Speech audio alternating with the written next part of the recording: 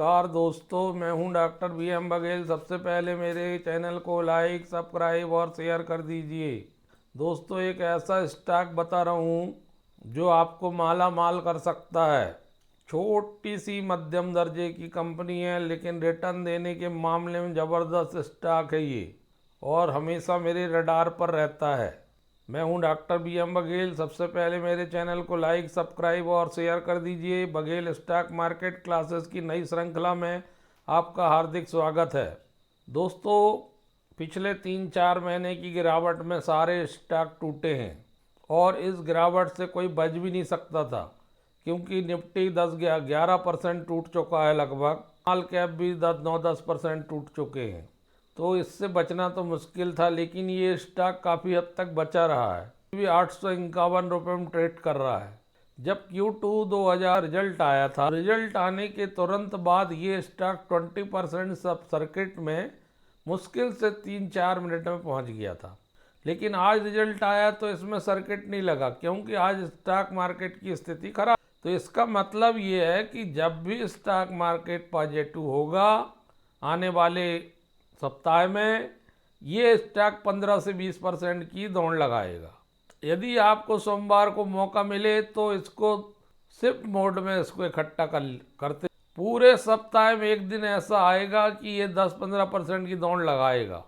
5 साल में इसने माला माल किया है। गिरावट के बाद 744% रिटर्न है। अभी एक साल में 95% का रिटर्न दिया, 6 महीने 59% का, 1 महीने से कंसोलिडेशन के दौर में 14% की लगभग गिरावट है।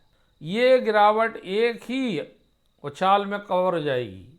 बढ़िया मौका है। 29 का मल्टीपल में पी है, 1935 करोड़ की मार्केट कैप है, 152 की बुक वैल्यू है, रिटर्न ऑन कैपिटल एम्प्लॉयड 16.8 का है, नॉन इक्विटी थोड़ी कमजोर है, 12.9 वैल्यू 2 रुपये का, 1071 रुपये हाई बनाया है, 419 रुपये लो। लेकिन 29 जनवरी 2024 से चलता रहा है। अभी कुछ दिन पहले में गिरावट आई है।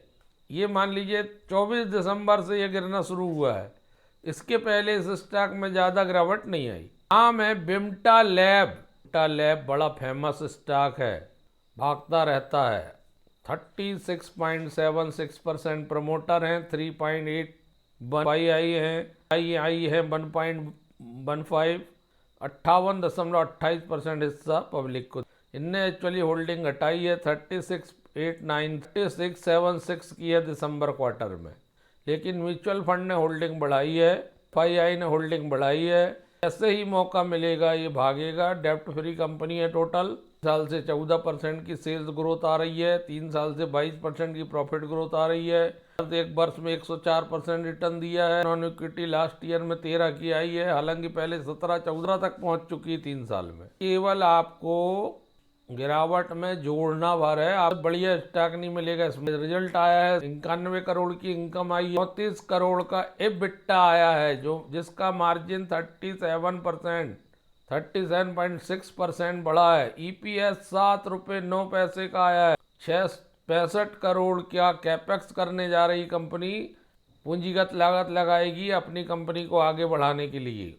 9 मंथ में 252 करोड़ हो जाती है इनकम। EBITDA हो जाता है 91 करोड़ का, 0.8 का PE पहुंच गया। 95 करोड़ का हो गया टोटल 9 महीने में। और डेप्ट इक्विटी रेशो बहुत बढ़िया, 0 डेप्ट कंपनी है। कैश ऑन कैश इक्विवेलेंट भी कंपनी के पास 18 करोड़ है 31 दिसंबर की स्थिति में। कैश में खड़ी कंपनी है। Total income year to year Q3 FY25 की total income year to year 21% बढ़ी है। Q3 24 में थी 75 करोड़, Q2 25 में थी 85 करोड़, अब हो गई बढ़ के 91 करोड़। ईयर टू ईयर 21% की वृद्धि है, और क्वार्टर टू क्वार्टर भी वृद्धि। मार्जिन की बात को, EBITDA जो है बढ़ते गया है। Q3 में मात्र 32.7%, Q2 में 35.8%, Q3 25 में 37.6%। EBITDA सबसे बड़ा मापक है, 39.4% ईयर टू ईयर बढ़ा है। प्रॉफिट आफ्टर टैक्स पिछले साल की Q3 में 12 करोड़ था, Q2 में इस साल 25 में 17 करोड़ हो गया 17 तो दोस्तों पैट का परसेंटेज है वो 43% बढ़ा ईयर टू ईयर। और अगर पैट मार्जिन दे 16% का था पिछले साल समान अवधि में, 19.9 का Q2 में ज़्यादा आ गया, उससे थोड़ा कम हुआ है, 19.2 हो गया प्रॉफिट आफ्टर टैक्स। तो दोस्तों स्वाभाविक बात है हर तिमाही में अंतर देखने को मिलेगा। प्रॉफिट बिफोर टैक्स आया 23 करोड़, जो पिछले साल इसी अवधि में था 15 करोड़, 52.9% बढ़ा है पीवीटी। दोस्तों इस स्टॉक को रखिए बढ़िया, 17-18% मार्जिन वाली कंपनी है नेट प्रॉफिट की।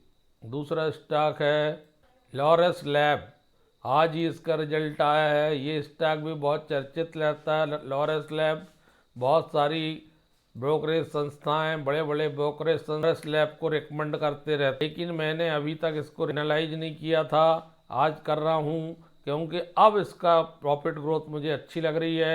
2016 8 साल में लगभग ने बहुत शानदार रिटर्न दिया, 542%, 5 साल में बहुत ज़बरदस्त है 642%, साल में 52, 6 महीने में 40% और 1 महीने में 8%, दिन में 7%, दिन में 4.5%।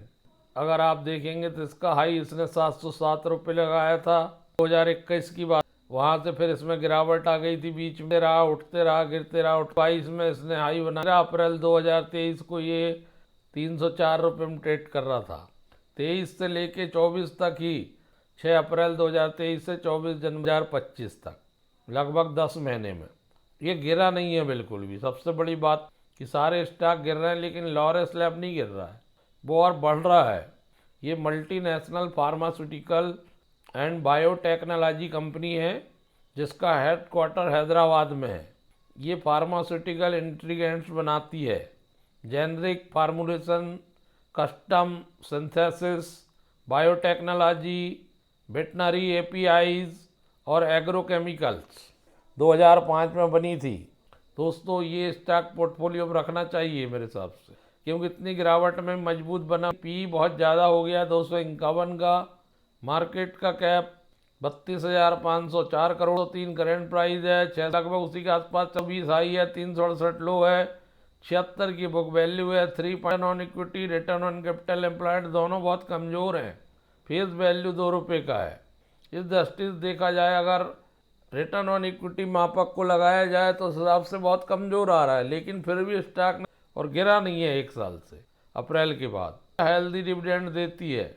सेल्स ग्रोथ इसकी कमज़ोर, ग्रोथ भी 3 साल से कमज़ोर रही है, इंडिकेटर तो कमज़ोर है, रिटर्न अच्छा दे रहा है सबसे भी बात 1 साल से। रिटर्न ऑन इक्विटी इसकी बहुत कमज़ोर रही है, 10 साल में 21 थी, 3 साल में 17, लास्ट ईयर कमज़ोर हुई थी।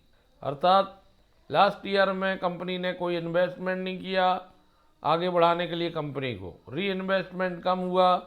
4,026 करोड़ के 1,789 करोड़ के लोन है, लोन की तुलना में दोगुने रिजर्व होना ये कंपनी को के लिए 92 करोड़ के कैश एंड कैश इक्विवेलेंट हैं। मार्च 2024 की आज रिजल्ट आने के बाद लगभग 3% स्टॉक बढ़ा है, 27.65%, बहुत छोटा सा हिस्सा प्रमोटर के पास बचा है, 25.56%, गजब के एफआईआई मेहरबान है इसमें, 12.74 डीआई मेहरबान है, पब्लिक के लिए 34.11% हिस्सा छोड़ा। डीआईआई एफआईआई के पास 38% से भी ज़्यादा की हिस्सेदारी है, के पास भी नहीं है, और इसमें प्लेजिंग भी होती है। प्रमोटर उनके पास बचा है, उनमें से कुछ हिस्सा गिरवी रख देते हैं।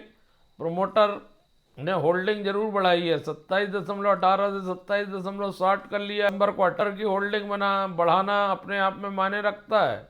दोस्तों आज जब बीएसई एनएससी को सूचना दी गई तो हम देखेंगे कांसोलिडेट में है इसका रिजल्ट, इसी वजह से स्टॉक इतना टिका हुआ है। 1415 करोड़ की इनकम आई है, जो 1223 का 1194 करोड़ हुआ करती थी।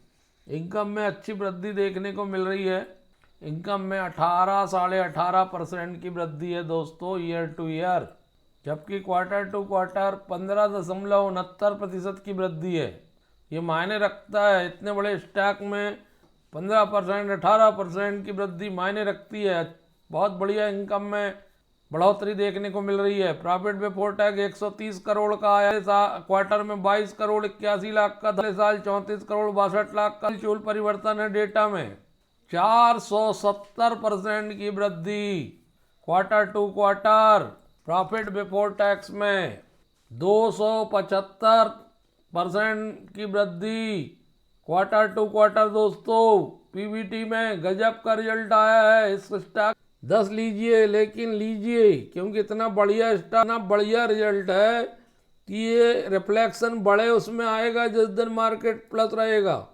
नेट प्रॉफिट 90.61 करोड़ का है, जबकि पिछले क्वार्टर में 17.72 करोड़ का था, 25.17 करोड़ का था।